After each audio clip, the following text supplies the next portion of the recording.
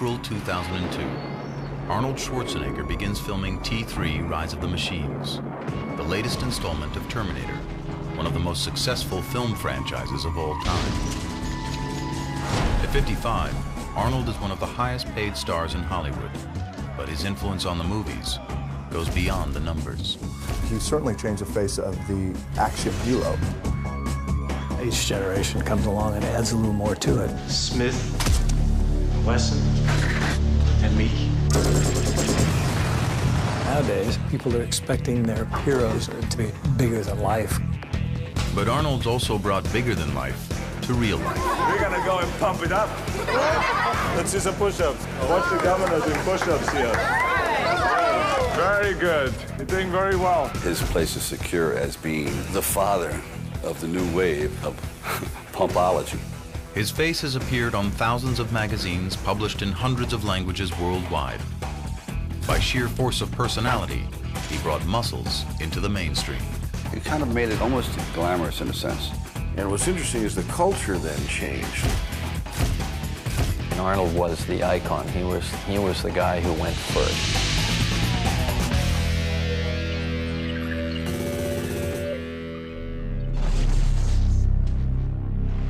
With the enormity of his fame and fortune, it's easy to forget that it all started with an independent documentary film released in 1977 called Pumping Iron. The film introduced the world to a character every bit as amazing as the Terminator or Conan would turn out to be. That character was Arnold Schwarzenegger himself. What we were doing is making a story out of bodybuilding, and we had the priceless opportunity of being able to craft a subculture and to really define what it was. Before Pumping Iron, bodybuilding had a big image problem. It wasn't taken seriously. Bodybuilding was on the back of comic books. And there hasn't been such a flexing of biceps since Popeye downed his last can of spinach. It had kind of a stigma attached to it, that it was guys who were insecure or people that were trying to overcome inferiority complexes in dark dungeons. In other words, freaks and fools. But in Pumping Iron, director George Butler was able to smash these old stereotypes and replace them with something new to bodybuilding: personalities. Of course, it didn't hurt that his star was Arnold Schwarzenegger. And I remember being a little kid and watching it and going, well, that guy has a funny accent, but he sure is big. To see competition, to see these guys and how these guys play these mind games with each other was fascinating. I watch you. I watch you too. Oh, with the barbell above my head. I'm not nervous at all. You certainly got a vibe of Arnold's charm, his charisma. Can you imagine the feeling I have 6 times Mr. Olympia? Before that, I think that if you had a muscular body, it was that's all you were about, is the muscle, the muscle, the muscle. But after Pumping Iron, you could have character, you could have charisma, you could be funny. If boxing had Ali, bodybuilding was going to have Arnold. He was controversial. The pump. It's as satisfying to me as having sex with a woman and coming. He was charming. How about that, huh? Can you do that? And like Ali, he was a natural-born salesman, selling not only bodybuilding. Do you work out every day, every other day? I would say 6 days a week. 6 days a a week? week? With weights, and I run 3 times a week, and then do other exercises that we shouldn't talk about here in front of the people. You sly dog. I do everything. But Pumping Iron did more than legitimize bodybuilding. It was at the leading edge of the fitness revolution. By the late 70s and early 80s, Americans, inspired at least in part by the muscularity they saw in Pumping Iron, were joining the bodybuilders at the gym. It became a social circuit for the first time. It became a great place to meet people at the gym. The last place in the world you would ever expect to meet your future missus is at the gym. Never happened, but it did. The guys are going, oh, yeah, I'll hang around here. This isn't bad. I'll get in shape just so I can hang out here. But as America was heading into the weight room, Arnold was heading out. Propelled by a wacky idea, he thought he could parlay his bodybuilding into Hollywood stardom. They like acting very much. So maybe I can have a new career there, who knows? It was a long shot. The bulging physique that had served him so well in competition had nothing to do with the traditional Hollywood handsome. This is something else that I want to, because I said, look, he's not going to be, you know, wearing briefs and flexing on The Tonight Show. And he said, I'm not asking him to do that. But the fact is that he is known for the fact that he's got the body that he's got. In the old days, the audience knew the hero was big and strong because the script said so. That's the man I'm after. I remember when I first started acting in the early 50s, not many actors worked out at all.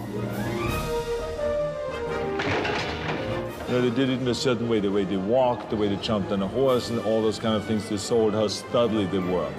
During the 50s and 60s, you could get away with murder. You say, okay, Superman had the muscle sewn on.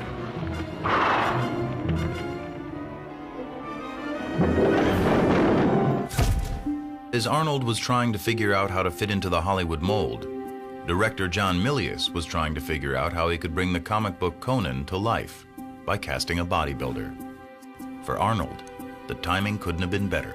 If we didn't have Arnold, we'd have to build him. Suddenly, Arnold found himself the star of a big-budget Hollywood movie. But now, the muscles weren't enough. There were acting lessons, riding lessons, swordplay lessons, and diction lessons. 3,333 1/3 the fine wine it grows on the vine. Sure, he would have doubts about whether he could do things, but he always would have the doubt of somebody climbing a mountain that's halfway up. How are we going to get there? Yeah, we're going to get there by climbing up. Conan the Barbarian was a smash hit and put Hollywood on notice. Though you didn't have to be built like a bodybuilding champion, it was definitely time to get in shape.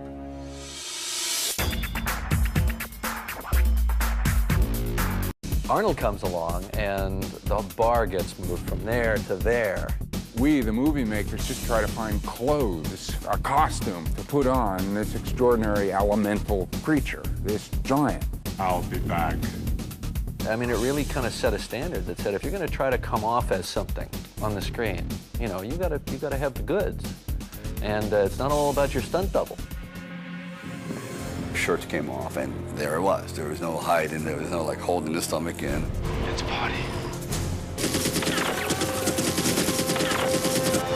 In the 80s, the studios produced a string of action movies all starring muscular heroes.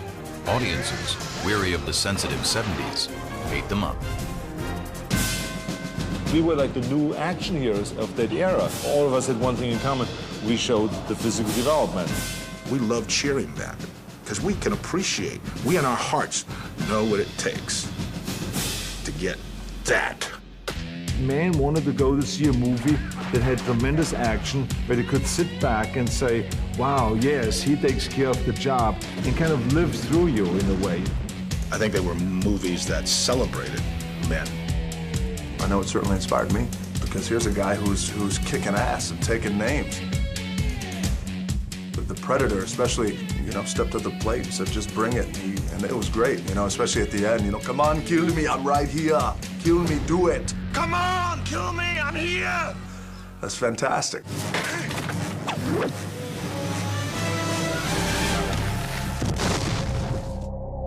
Now being strong and muscular was not only okay, it was celebrated.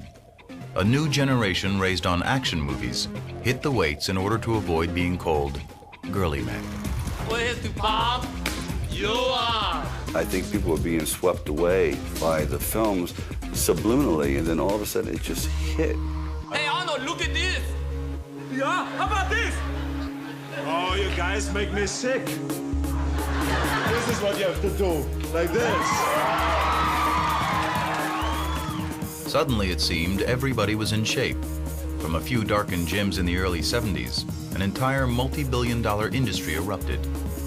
Normal, everyday people were signing up in droves to tighten, tone, shape, and sculpt at fitness palaces filled with gleaming chrome muscle-making machines. Bodybuilding and physicality became kind of like a hip thing. It's okay to be proud of your body.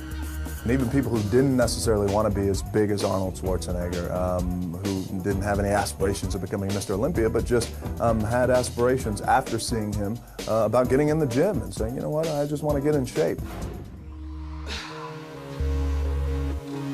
And it's not only men pumping up. In movies, muscular female stars are now in on the action.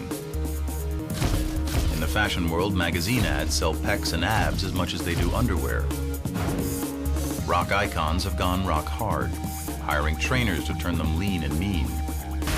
In sports, athletes who have been told for decades to avoid getting muscle-bound have learned better, because big means strong, and strong is good.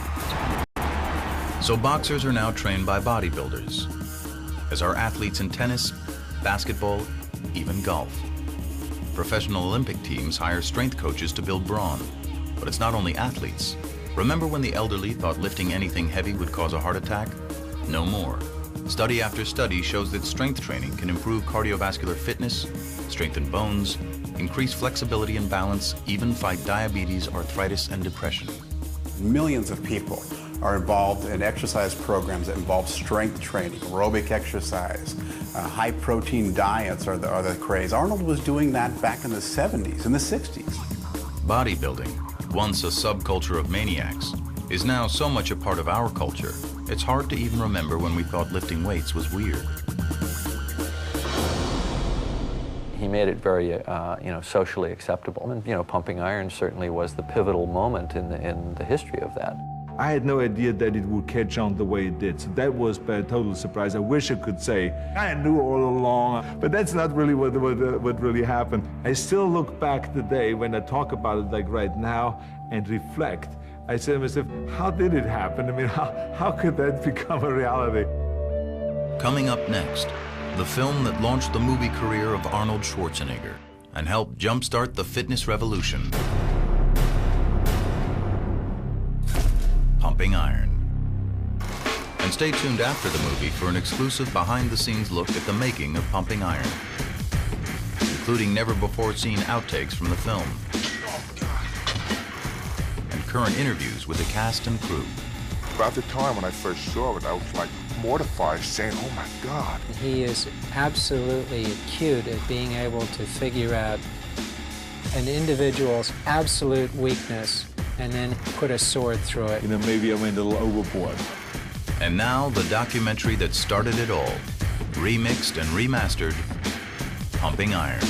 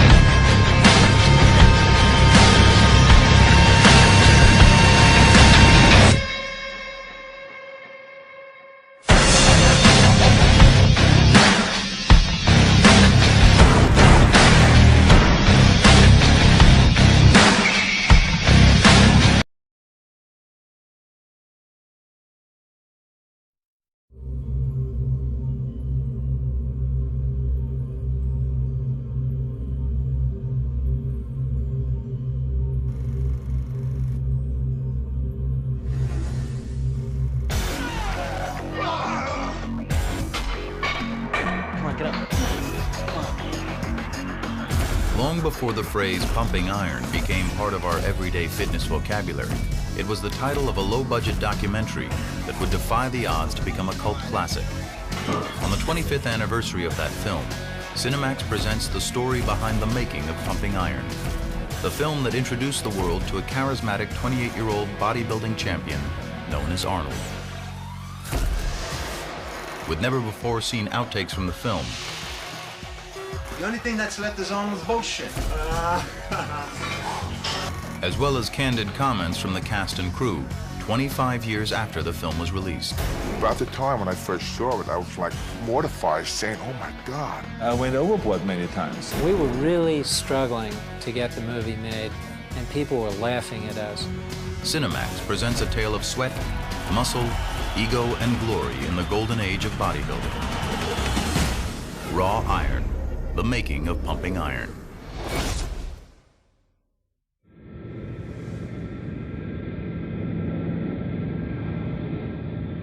February, Columbus, Ohio. Arnold Schwarzenegger is in town for the Arnold Classic, the annual bodybuilding competition he's produced since 1976. Along with Mr. Olympia, it's the premier contest in the sport.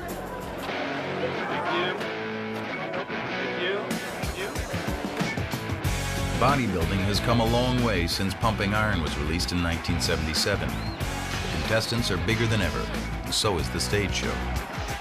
The Arnold Classic is an extravaganza to rival any big-ticket rock concert.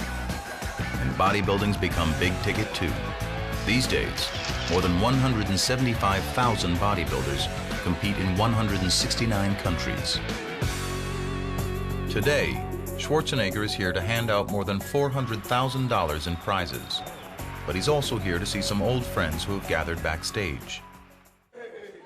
Many of the original bodybuilders from the Pumping Iron era. Bill Grant, Ed Corney, Mike Katz, Franco Columbu, and Lou Ferrigno. Hey, how are you? Good to see you. Terrific. There was camaraderie. We helped each other. We trained each other. We were a part of a family. Where's your son? Where's Michael? Right there. Michael, come over here. Good. Michael. How's it going? Okay, good to see you. 25 years ago, we saw in Pumping Iron, we saw the little Michael. He was 3 years old. And then he made you pose. Remember, he made you hit shots. Ooh, it's hard. Feel this muscle, how hard that is. Just everyone is so huge. What's going on here? I'm the... Still got it. 25 years Can you believe that? Pumping Iron. It changed my whole life. Are you going to give him all the wrong advices? It's not that hard for me to give him the wrong advices. No, only the right advice. It was so much fun and enthusiasm. Great. Oh. It was incredible. Let me tell you, she said, now she's his mother talking about my mother. He's talking about pumping up. He's talking about pumping up. He's talking about psyching me out. He couldn't shut me up then. He can't shut me up now. It's always the same. Nothing has changed. Whenever I think back on the Pumping Iron days in 1975 when we did this movie, I definitely miss it.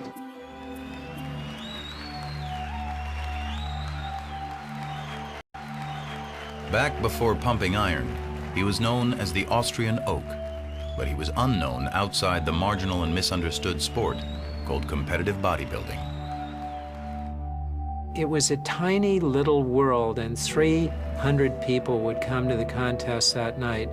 They would go crazy over Arnold Schwarzenegger, so he was king of 300 people.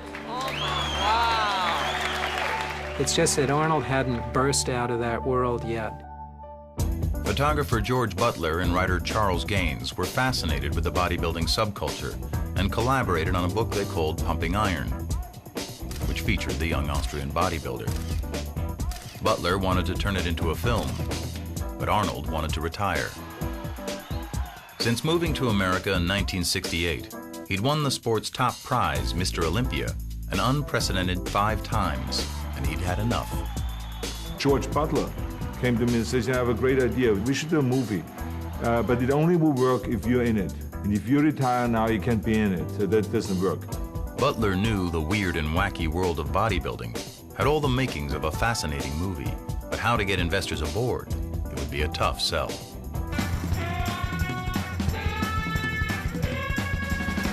It was, after all, the 70s, the height of the counterculture revolution. The last thing on anyone's mind was muscle men. It gave me a very formidable obstacle to overcome, which is to say, how do I make Arnold Schwarzenegger fashionable in the era in which the most celebrated model in the world was Twiggy? In the back of my mind, I knew that throughout history, there had always been at least one worldwide bodybuilder Sandow at the turn of the century was one of the highest paid entertainers in the world. Charles Atlas in the 20s and 30s. Steve Reeves in the 50s made a fortune in the movies. After convincing Arnold to compete for one more Mr. Olympia title, first-time director Butler jumped headfirst into filmmaking. Take it. You got the 8? 8. Head slate. Just talk to these two guys here. The concept was simple. Shoot the intense training leading up to the Mr. Olympia, then shoot the competition itself. Just let the story unfold in front of the camera. He started by shooting a test film for investors. In this never-before-seen footage, the first frames ever shot for Pumping Iron, Arnold pumps up backstage for a posing exhibition.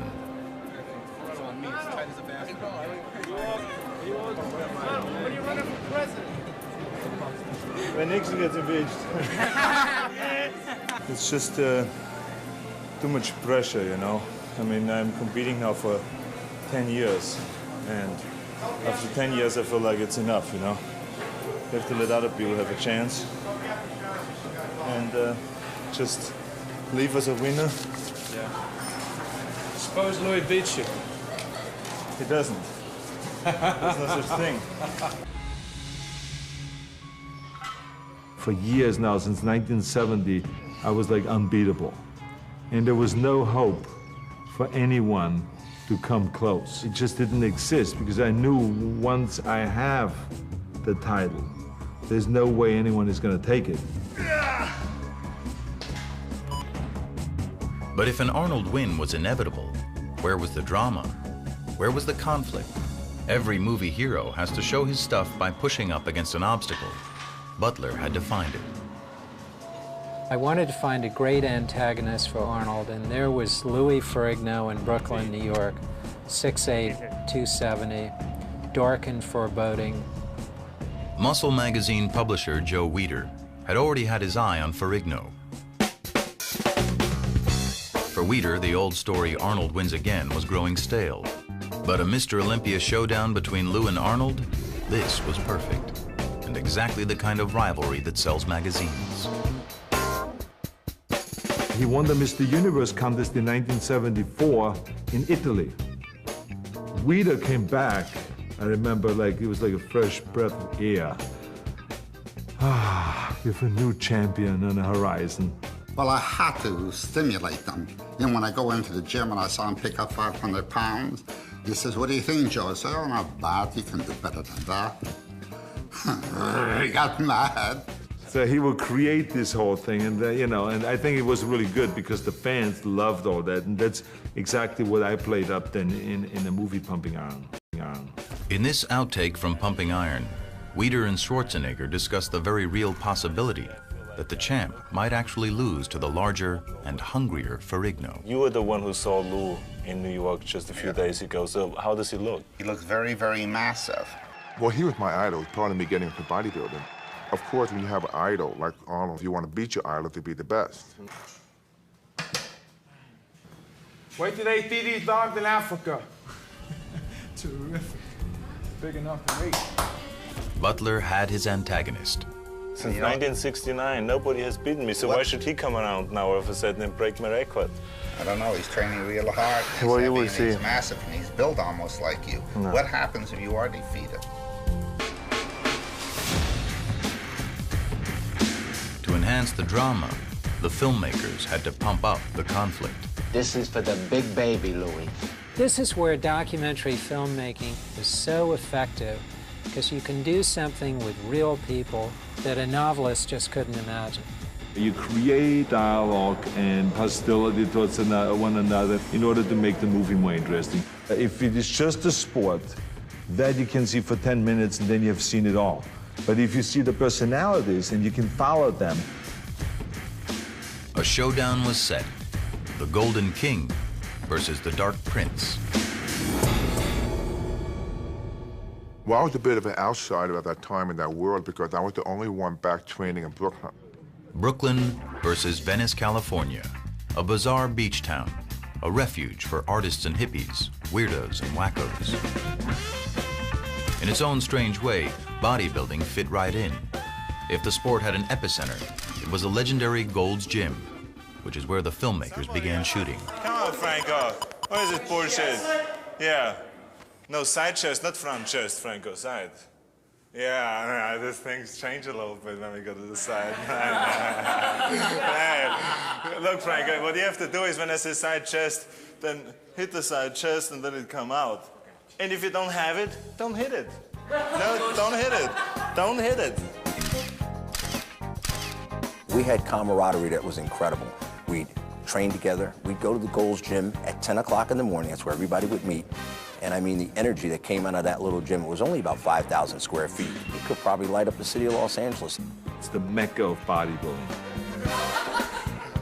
When I got out of here, there was only this little bitty gym sitting out here close to the beach. I mean, it wasn't much bigger than YMCA where I'm from. It was like a house. And it was only basic weight. That's the only place we knew. That was home to us. The public at that point didn't accept what we were doing. They didn't understand what we were doing. That was one of the joys of doing Pumping Iron, that people could really see that we just weren't big, huge people with muscles. We were all kind of tied together like this. We worked out together, we ate together, we were partying together. Rent was cheap. By day, they trained at Gold's or on nearby Muscle Beach, and at night, they let off steam, often at Arnold's bachelor pad in Santa Monica. The main man is here, guys. The cameras never stopped rolling. Mr. Universe 1975. Cheers to the Mr. World. Robbie Robinson. Hey, wait a minute. Let him hit a double shot, a double bicep shot for this lady here.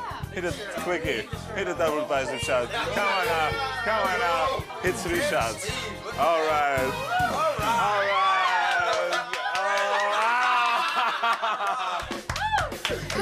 Okay, where's the champagne? Okay, the era from like 1970 to 1980 was probably the most fun I ever had in my life.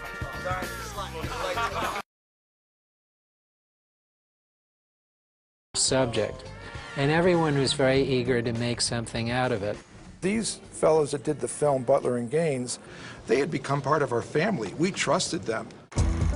Day after day, shooting scene after scene, Butler and co-director Robert Fiore were looking for their movie, material that would make the cut. They found that even watching this huge crowd order their huge lunch turned into an event. We went to a restaurant where all the ordinary people were sitting, which we called the ordinary folks. And we were sitting there on the table and people were just looking over kind of like, who are these guys? Oh my God. Big steak. Scrambled eggs. 6 eggs over each. The big steak, and I want a tuna omelet. And a tuna omelet? Yeah. Oh, look what he's eating. He's eating 3 hamburgers in one shot. Oh, God, well, who are these gladiators? I mean, they couldn't figure it out who we were, you know? And we loved that kind of a scene, you know, to shock people. The filmmakers often set up situations to see what would happen. So a lot of different chances were tried. They turned Schwarzenegger and Mike Katz loose in an amusement park. Hey, they made a statue of Mike. That is a good one, Mike.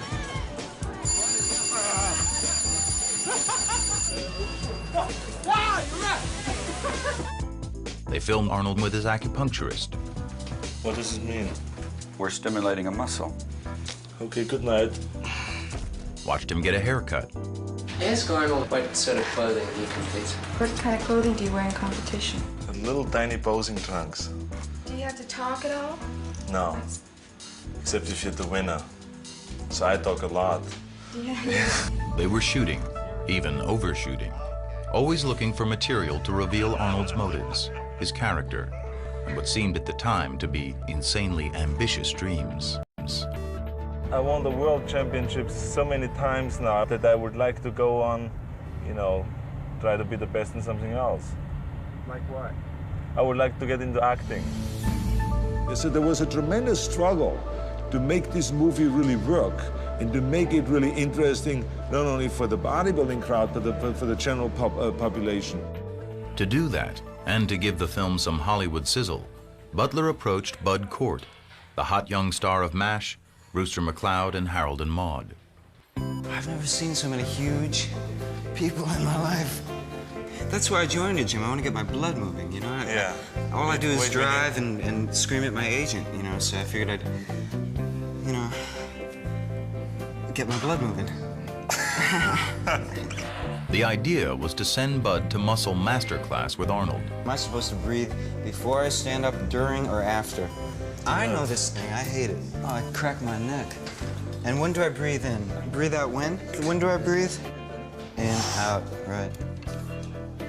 He was very funny, and he happened to love bodybuilding. Just start thinking about that it's a beautiful exercise and that it makes your legs grow. And Yeah, maybe I do all that psychological shit, but it doesn't work with me. I get pain in my leg. But after screening all his footage, Bud felt his scenes were too distracting from the main storyline. I think this whole thing is fucked. I think so too. I gotta tell you. Bud pulled out, asking the filmmakers to put the rest of his salary back into the project so they could finish. And I always teased him. I said, one day I'm going to take all of this footage that we shot and put it back into the movie. Now finally people are going to see it. Let me show you another exercise. Okay. We did a